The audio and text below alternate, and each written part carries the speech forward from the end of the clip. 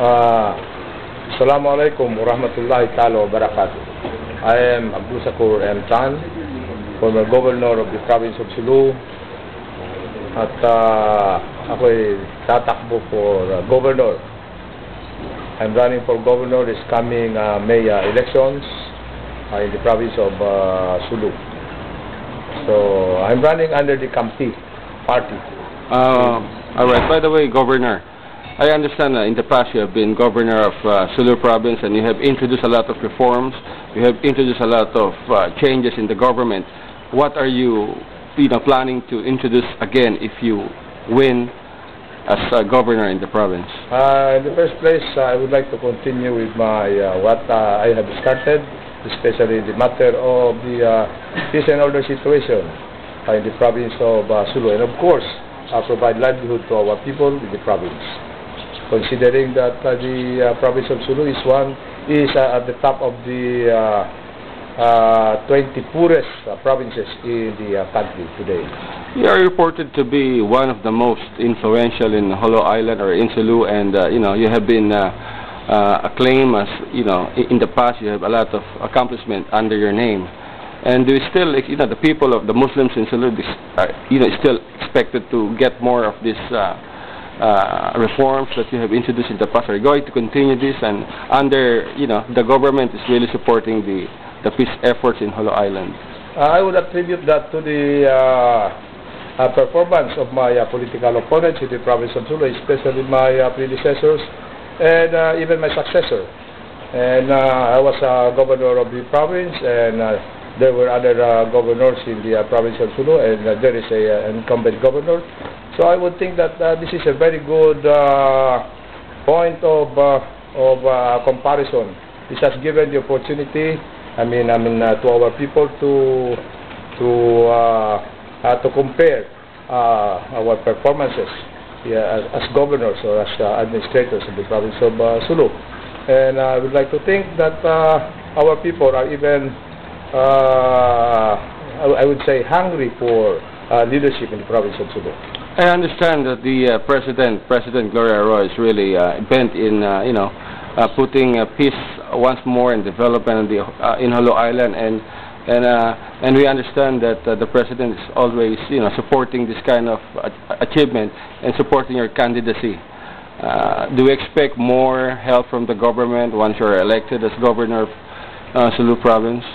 In fact, there is an overwhelming support, not only from the Philippine government, but even from foreign government.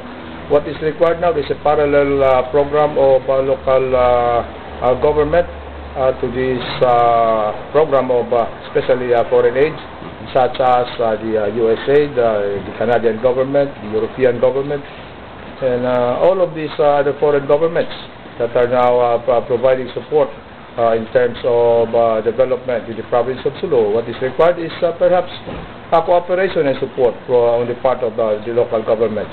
And this is what we are going to do, God willing, should I get elected as governor of the province of Sulu. And the U.S. has been pouring a lot of aid lately in Sulu. And as we all know, you have been very supportive of this U.S. effort in bringing this kind of help to the poor Muslims in Sulu. Into the province. Well, this is, I would think this is the best opportunity now for the people of Sulu to at least get a taste of what development is all about. And especially so that President Gloria Macapagal Arroyo is very supportive of providing support, providing good programs for the province of Sulu. And I'm very glad that now I am running under the party of the President, under the Kampi party, and I have already been nominated as the official candidate of the party. Well, that's good.